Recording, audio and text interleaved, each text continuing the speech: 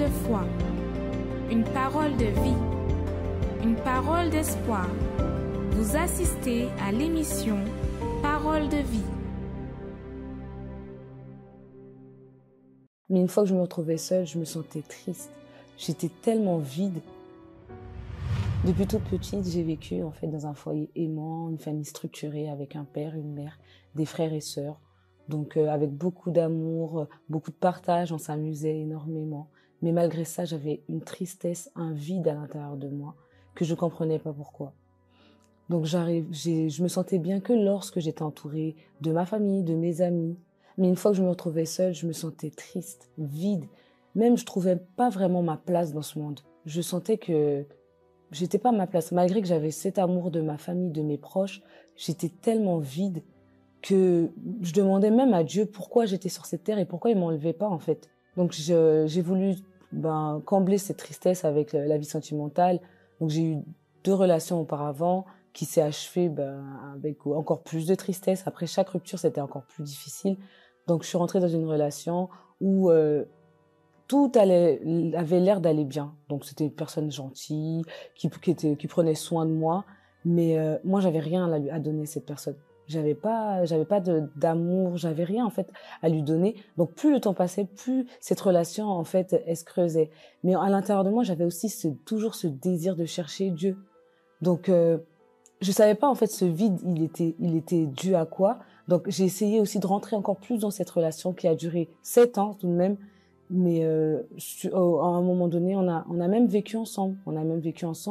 Et justement, au début de cette relation, tout allait bien. Mais plus le temps passait, plus il manquait de communication, plus il me manquait quelque chose, mais je savais pas quoi. J'avais cette soif de connaître Dieu, mais je connaissais pas la foi. Je connaissais pas en fait la foi active, réellement la parole de Dieu. J'ouvrais ma Bible uniquement le dimanche à l'église. Un jour, un membre de ma famille passait par des difficultés.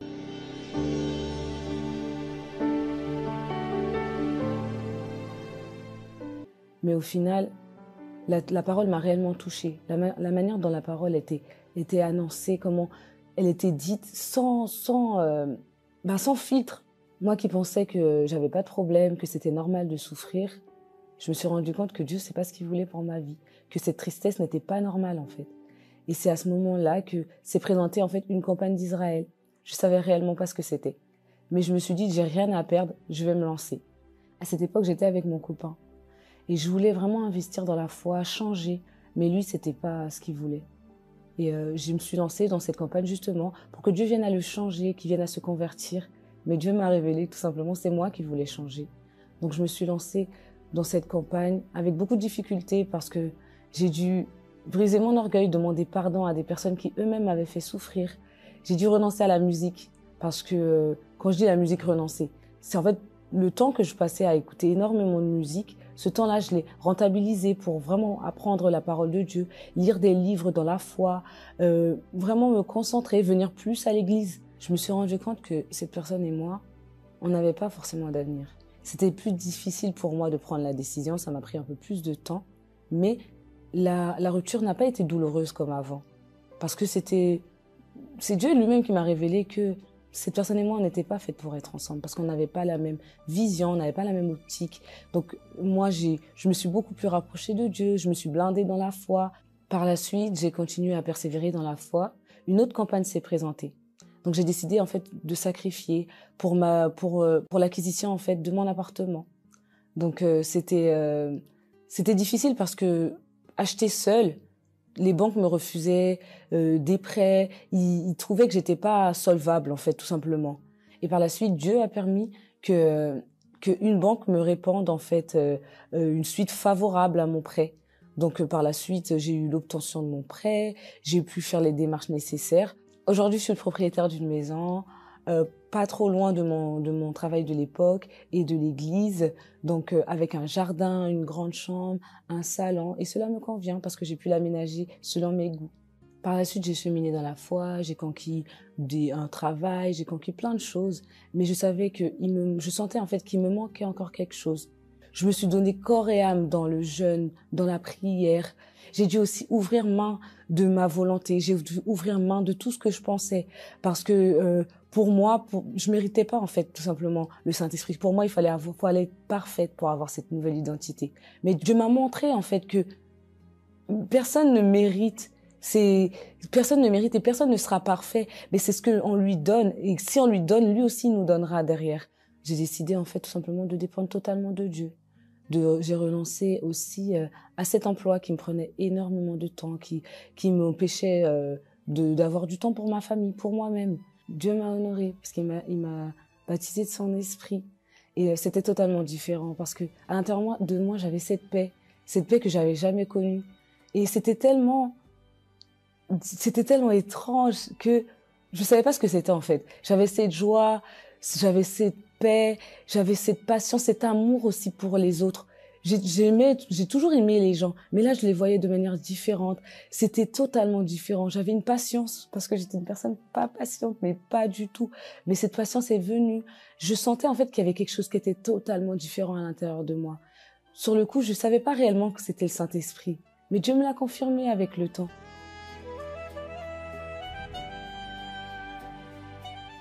Et en tant qu'enfant de Dieu, je me suis rendu compte que je ne pouvais pas rester en fait dans cette situation, stagnée en fait professionnellement parlant. Et j'ai aussi décidé d'investir dans ma communion avec Dieu, vraiment pour renouveler cette communion que j'avais, que cette intimité soit encore plus intime, enfin plus profonde, que cette intimité vraiment soit plus profonde. Et Dieu m'a béni avec la persévérance. Et donc aujourd'hui, j'ai un nouveau poste qui m'attend pour que je dois débuter très prochainement. Donc avec des horaires qui me conviennent, avec des avantages tels que le télétravail, un salaire qui glorifie le nom de Dieu. Je voulais un emploi qui le glorifie et Dieu m'a béni tout simplement. Aujourd'hui, je sais que je suis une enfant de Dieu et que je dois évoluer dans tout ce que j'entreprends, mais encore plus dans ma vie spirituelle, encore plus dans ma communion avec Dieu. Que le Dieu Tout-Puissant vous bénisse, hein, comme la Bible parle, que Dieu changea la malédiction en bénédiction. Qui pouvait imaginer que Juliette, Madame Juliette, hein, elle serait où elle est aujourd'hui? Peut-être elle-même ne se voyait pas avec la condition de surmonter son problème. Mais lorsqu'elle a trouvé la foi, lorsqu'elle a trouvé le vrai Dieu, lorsque le problème spirituel a été brisé, a été anéanti, aujourd'hui nous voyons seulement la transformation dans sa vie. Même son visage a changé. Même sa façon de parler à la fin de son témoignage a changé. Parce que vous savez, c'est de cette façon que Dieu ele désire agir dans votre vie. C'est de cette façon que Dieu désire réaliser dans votre vie. Peut-être vous vous sentez frustré, déçu, abattu par tant de problèmes, par tant de situations qui arrivent dans votre vie. On dirait que les problèmes arrivent et commencent à s'accumuler sur vous. Avant, il y avait un seul. Aujourd'hui, on dirait qu'il y a une montagne de problèmes qui est venue dans votre vie, que vous vous sentez étouffé par cette situation. Mais suivez le conseil de Madame Juliette. Suivez son conseil. Le conseil qu'elle nous donne, c'est la foi, c'est la persévérance. Le conseil qu'elle nous donne, c'est le Saint-Esprit qui l'envahit. Et bien sûr, lorsque nous parlons du Saint-Esprit, nous parlons de la totalité du Seigneur dans notre vie. Nous parlons de tout. Dans ce cas, suivez son conseil. Parce que son conseil, c'est un conseil qui bénira votre vie. Nous allons acompanher un témoignage qui va vous montrer que par la foi, il existe toujours une solution. Bonjour, je m'appelle Wilfried. Donc j'ai grandi sans vraiment mettre en pratique la parole de Dieu. C'est-à-dire que je cherchais un peu dehors à combler le vide qui était en moi. Donc, que ce soit les sorties nocturnes, tout ça, avec les collègues, aussi l'alcool aussi, je buvais beaucoup. Donc, à l'intérieur de moi, j'étais, comme j'ai dit, j'étais vide, pas de confiance. Moi, j'ai pas de confiance en moi-même. En fait, je voulais trouver cette confiance dans les yeux des autres. Lors d'un stage, à la fin de mon stage, c'était pendant ma période de bac. Et bon, il y avait de l'alcool, j'ai bu à l'excès. Et sur le coup, comme j'étais né à l'époque, je vais dire, j'étais né à l'alcool. Sur le coup, j'étais encore conscient. Mais quand je suis rentré chez moi, j'ai fait un coma éthylique. Je me suis retrouvé à l'hôpital. J'étais dans un lit et j'ai pas compris. Et c'est ma mère qui était là, qui m'a dit que j'ai fait un coma éthylique. Donc j'avais 3,25 grammes d'alcool dans le sang. Après le coma éthylique, je me suis réveillé, mais j'ai pas pris conscience. J'ai continué ma vie. J'ai échoué au bac. Je suis venu à l'église et j'ai repris mon bac. Donc je l'ai eu. Sauf que j'avais toujours un pied dans le monde, dans les vices. Et je suis allé en BTS. Et c'est la deuxième année de BTS. Je l'ai pas eu. Je l'ai pas obtenu le BTS. Et j'ai pris conscience qu'il fallait que j'arrête tout ça. Donc je suis revenu à l'église. J'ai tout arrêté. J'ai arrêté de fumer, j'ai arrêté de boire. Et aussi, par rapport aussi à ma copine aussi, me cadrer aussi, parce que je n'étais pas cadré. Et donc, à la suite de cela, j'ai pu obtenir mon BTS. Je peux aussi avoir des directions aussi par rapport à ma vie sentimentale. Parce qu'avec ma femme, on était dans le monde, on n'était pas réglo.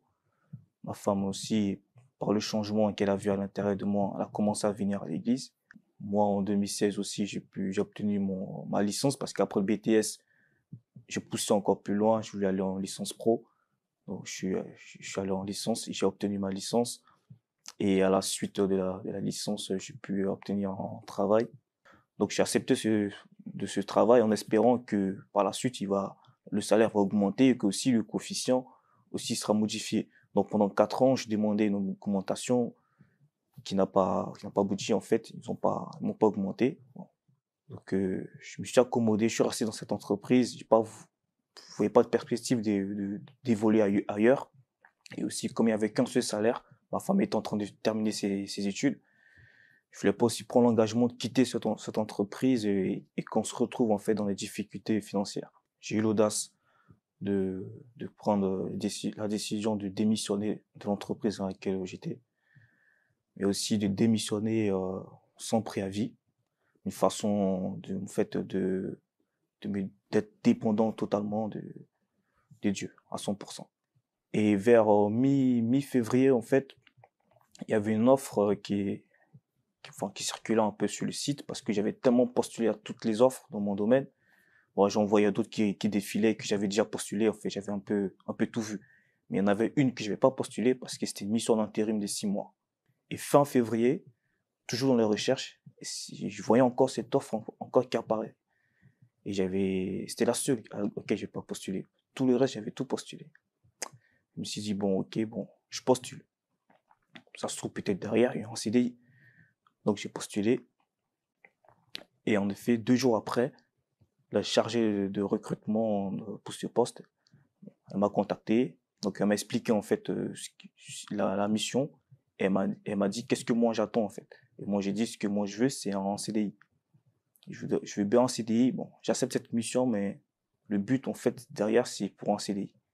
Elle m'a dit effectivement, derrière cette mission, il y a un CDI. J'ai été validé. Et aussi, ils m'ont proposé un salaire qui était même au-dessus de ce que moi, je prétendais avoir. Après, j'ai dû avoir un entretien avec le directeur pour expliquer ce que je voulais. Qui m'a dit aussi concrètement qu'il y aura pas de CDI cette année. Ça sera l'année prochaine. Bon, là, j'ai compris qu'en fait, j'avais baissé les bras. Parce que pour moi, c'était OK. Il y avait un CDI. Après les 6 mois, c'était OK. Mais en fait, non, j'ai vu que là, il fallait continuer à prier. Donc, j'ai continué les propos. Je continue à faire des propos sur l'hôtel. Et par la suite, au mois d'octobre, mon manager m'a contacté. Il m'a dit, c'est bon, c'est validé. on a le budget pour toi pour que tu signes ton contrat en CDI cette année. Ils m'ont proposé même un salaire aussi qui était encore au-dessus de ce que j'avais prétendu dès le départ. Parce que dans mes propos, j'avais demandé un salaire et là, c'était en fait révalorisé encore plus. Et là, en mois de novembre, j'ai pu signer le contrat en CDI.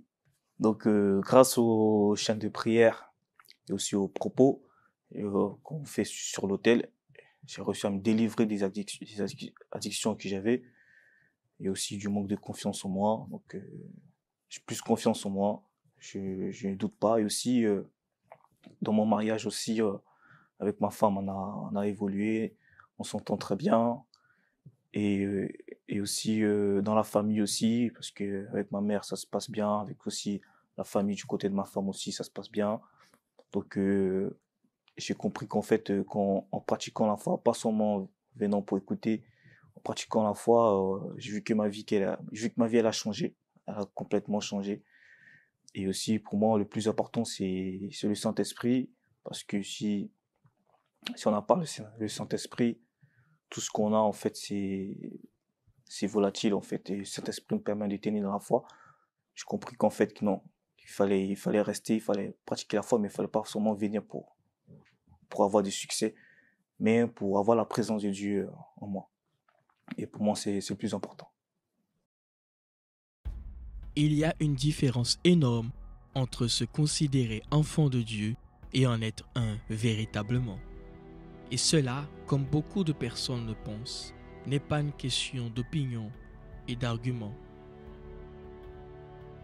Pour que vous puissiez comprendre cela, nous allons utiliser comme exemple quelque chose qui s'est produit avec chacun d'entre nous.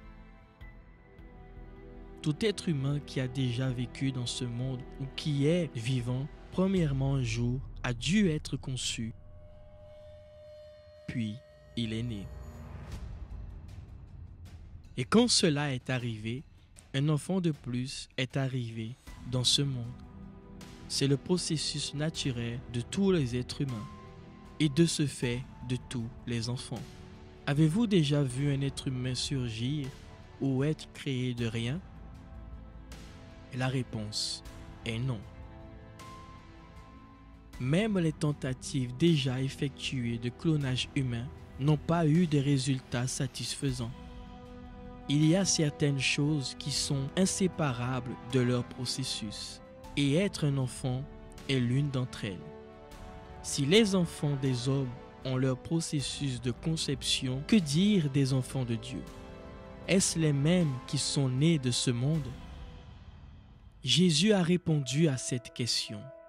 En vérité, je vous le dis, si un homme ne naît d'eau et d'esprit, il ne peut entrer dans le royaume de Dieu. Ce qui est né de la chair est chair, ce qui est né de l'esprit est esprit. Ne t'étonne pas que je t'ai dit, il faut que vous naissiez de nouveau. C'est pour cela que pour être un enfant de Dieu, il est nécessaire de naître de nouveau. Ceux-là sont conçus par la parole et ont la nature du Père, car ils ont été transformés par lui. C'est le processus qui donne naissance aux véritables enfants de Dieu. Et parce qu'ils sont enfants, ils ont le soin du Père. Répondez-vous à vous-même. Êtes-vous né de Dieu? Êtes-vous sous la protection de ce Père?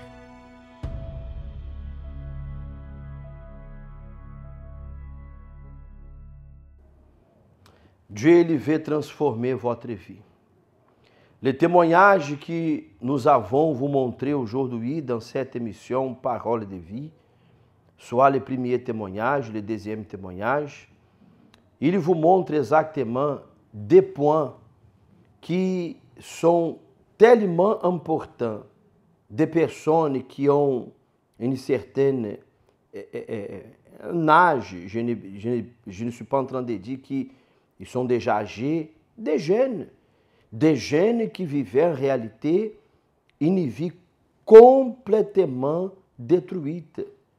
je peux imaginer au moment que le jeune homme qui nous a fait part de son témoignage tout à l'heure, je peux imaginer lorsque sa mère l'a pris, qu'il était complètement ivre, au point d'être en coma pendant quelque temps, au point d'arriver à ce niveau, une mère qui regarde son enfant dans cette situation. D'ailleurs, un enfant très intelligent, quelqu'un qui avait l'envie de réussir, mais ne réussissait jamais, parce qu'on dirait qu'il avait quelque chose qui bloquait sa vie. Mais je peux imaginer aussi aujourd'hui la joie de sa mère, parce qu'aujourd'hui, il est quelqu'un transformé. Aujourd'hui, il est devenu un enfant de Dieu, un homme de Dieu. Aujourd'hui, il a la joie du Seigneur dans sa vie. Je peux imaginer aussi la joie de ses parents, de sa famille. Peut-être, maman, papa, vous pleurez tellement à cause de vos enfants. Peut-être, enfant, vous êtes toujours triste, vous pleurez tellement à cause de vos parents. Vous voyez dans votre maison seulement que des disputes, que des menaces. Vous voyez seulement que des désordres dans votre maison. Mais sachez que Dieu est capable de changer tout cela. Nous avons commencé dimanche passé à l'Église universelle du Royaume de Dieu un propos très spécial en faveur de votre famille. Et nous allons faire ce propos jusqu'au 31 décembre, où nous aurons notre veillée de la fin de l'année ici à l'Église universelle du Royaume de Dieu. Acompanhez les images de ce que nous faisons dimanche ici, la prière qui est réalisée dimanche, et tout de suite après nous allons prier en faveur de vous. Ma famille, je remets à Dieu. Je viens chercher de l'aide pour mon foyer. J'apporte des photos et des objets pour te présenter. Je te demande à cet instant, viens me bénir. Que ton pouvoir vienne sur ceux qui souffrent et guérisse ceux qui sont à l'hôpital. Envoie ton ange fort dans ma maison, mon Seigneur. Je te demande à cet instant, viens me bénir. Dieu, sauve ma famille. Parle le nom de vos enfants et dis que Seigneur sauve ma famille, Seigneur. Que ma famille soit sauvée, que ma famille soit gardée, protégée. Je déclare, Seigneur, aujourd'hui la victoire dans la vie de mes êtres chers et qu'à partir de cet instant, leur vie soit bénie, leur vie soit gardée, leur vie soit protégée. Au nom du Père, au nom du Fils et du Saint-Esprit, au nom de Jésus. Seigneur, notre Dieu et notre Père, effectivement, Seigneur, que la famille de toutes ces personnes soit gardée, soit protégée. Que la famille, Seigneur, de ces personnes qui participent de cette émission Parole de vie soit touchée, mon Dieu. Quel que soit le problème, peut-être un problème, Seigneur, d'alcool, la drogue, Seigneur. Peut-être la division, la oppression, une maladie qui est apparue, Seigneur, dans le corps de cette personne et elles se sentent puissantes face à ces problèmes. Mais je te demande, Seigneur, de pouvoir, Seigneur, tenir cette personne par la main et les relever en ce moment et les transformer en cet instant. Je prophétise, soyez guéris, soyez libres, soyez touchés par le pouvoir du Seigneur. Ce qui n'existe pas va exister. Ce qui ne marche pas va marcher à partir d'aujourd'hui. Car ainsi je crois et je détermine que vous et votre famille, vous soyez bénis au nom du Seigneur Jésus. Dieu consacre et bénit le verre d'eau, la bouteille d'eau que cet eau, Seigneur, soit le point de contact entre cette personne et toi. Tu as dit que tu es l'eau de vie. Et je crois que lorsqu'elle boira un peu de cette eau, qu'elle reçoit la vie, Seigneur. Qu'elle reçoit la vie et qu'elle, mon Dieu, soit transformée pour l'honneur et pour la gloire du Seigneur Jésus. Soyez bénis au nom du Seigneur Jésus. Amen. Grâce à Dieu. Amen. Que le Dieu Tout-Puissant vous bénisse. Nous arrivons à la fin de notre émission Parole de Vie et nous vous attendons dimanche. Est-ce que nous avons la façade de l'église? Voilà, voici la façade de notre église ici à Libreville, le Cénacle du Saint-Esprit. Vous pouvez voir, c'est facile à trouver notre adresse.